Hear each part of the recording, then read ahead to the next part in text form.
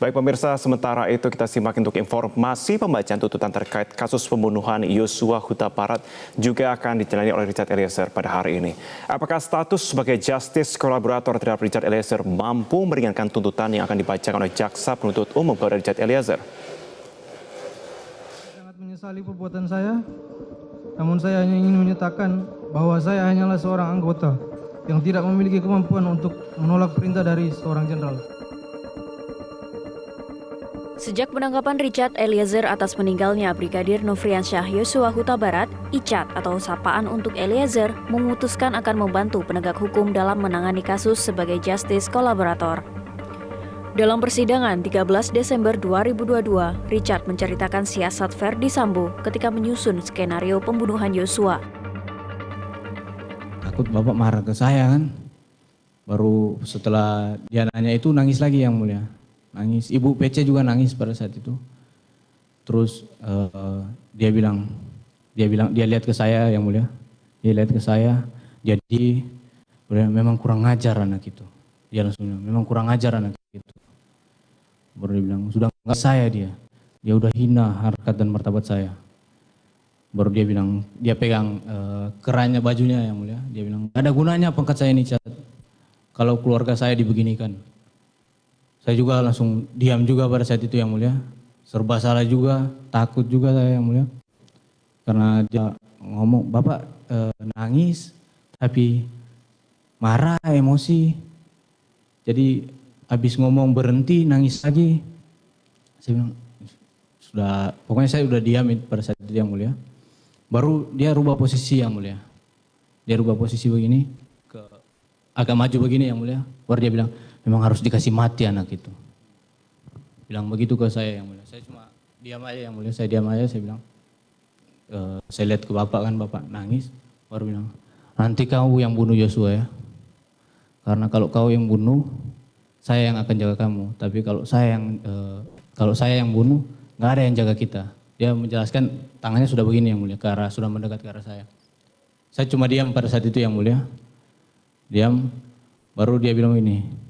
Jadi gini Cat, lokasinya di 46.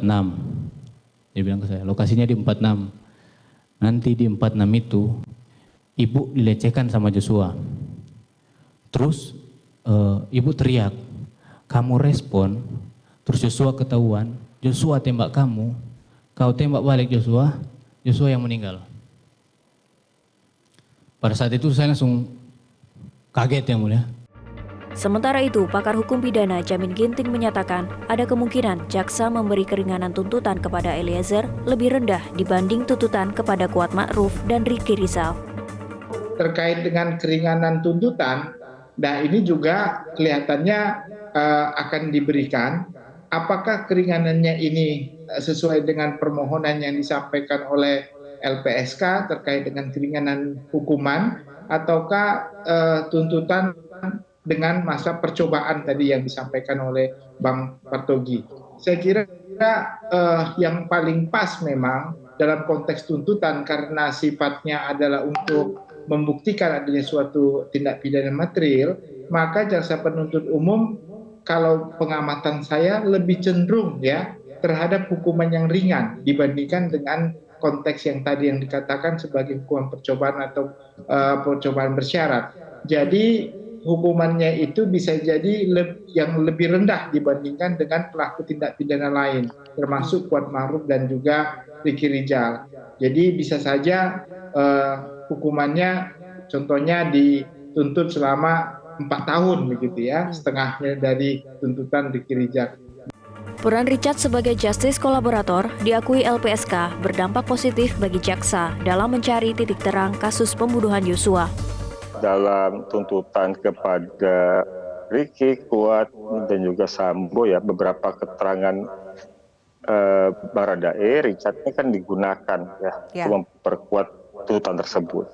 Artinya kan memang di sini peran Richard sebagai pengungkap perkara itu memang dirasakan manfaatnya oleh jaksa penuntut umum untuk membuktikan dakwaan yang kemudian berujung pada tuntutan.